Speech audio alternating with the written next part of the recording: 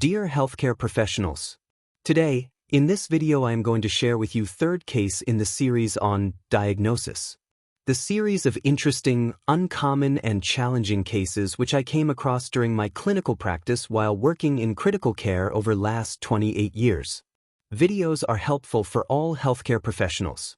Here, I will share real case that was presented to our hospital's emergency on Saturday evening. Though this patient was not critically ill but diagnostically interesting in the sense that findings which appeared initially led to uncommon diagnosis.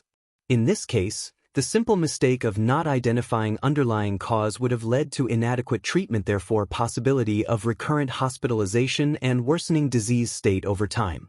I will share the real story and I will walk through real scenarios so you can connect this story with real-life clinical situations. So, let's embark on this story of making the uncommon, interesting, and challenging diagnosis and how it impacted the further plan. Let's begin with our case. A 37-year-old man presented to hospital emergency with a one-day history of confusion and one episode of vomiting. There was no other associated history, including history of trauma, fever, headache, shortness of breath, orthopnea, loose motion, abdominal pain, or sweating. On presentation to emergency department, he was mildly confused with stable vitals. He was seen by emergency physician and evaluated. On evaluation in emergency department, venous blood gas showed hyponatremia. There was no past history of diabetes, hypertension, heart disease, stroke, or any other significant medical illness. His lab reports were relevant only for serum sodium 110 milliequivalent per liter, which explained his initial presentation on mild confusion and a single episode of vomiting. He was admitted under internal medicine to high dependency unit. He was started on 3% saline by internal medicine physician.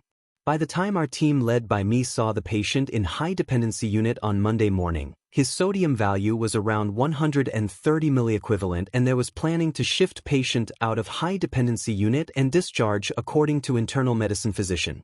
I asked my team, what is the cause of hyponatremia in this patient? Other members of my team were not aware of underlying cause of hyponatremia.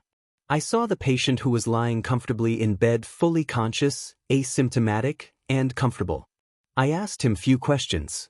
Thereafter we hold the patient's discharge and ordered MRI brain. As the patient insurance approval was still pending after admission to hospital, internal medicine physician was concerned about doing MRI brain and discussed with ICU team. We conveyed that it is relevant to do MRI brain in this patient. Finally, after initial hustle, MRI brain was done. We got the MRI report within next few hours. MRI report was positive for pituitary tumor. Our clinical suspicion was confirmed. So, what led us to think about doing MRI brain? As we saw patient on Monday morning first time, we saw a completely normal individual, and even on the day of presentation, he was mildly confused with one episode of vomiting and sodium level of 110 milliequivalent. So, we were sure based on given history that this patient has had chronic hyponatremia. There was no history of any significant medical illness or presentation directing towards any particular cause of hypovolemic, hypervolemic, or euvolemic hyponatremia.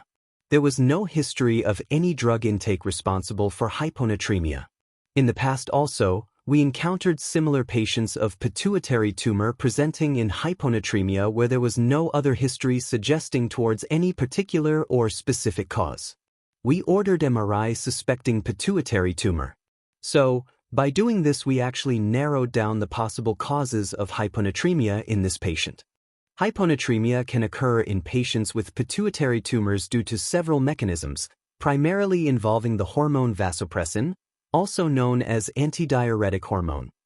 Two main scenarios can lead to hyponatremia within a patient of pituitary tumor: SIAD, syndrome of inappropriate antidiuretic hormone, and disruptions in the normal hypothalamic pituitary adrenal axis leading to hypopituitarism.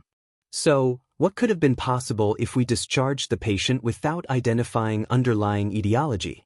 Though correcting sodium level is an important part of management plan, but without knowing the underlying problem could have led to recurrent hospitalization and worsening of underlying disease responsible for hyponatremia. By establishing the underlying cause of hyponatremia, hence, By establishing the correct diagnosis, we were able to prevent likely morbidity. So, diagnosis of this patient was not severe chronic hyponatremia but pituitary tumor. Hyponatremia was a finding. We offered this patient neurosurgical intervention, but patient wants to proceed with intervention in his home country. So, establishing an underlying diagnosis is an essential component of treating patients. Healthcare professionals should be cognizant of the difference between diagnosis, findings, and presentation. Misdiagnosis or no diagnosis can lead to incorrect treatment, complications, and potential morbidity and mortality. Hope this was an interesting case. If you like this information, please subscribe to this channel for more interesting and challenging diagnosis.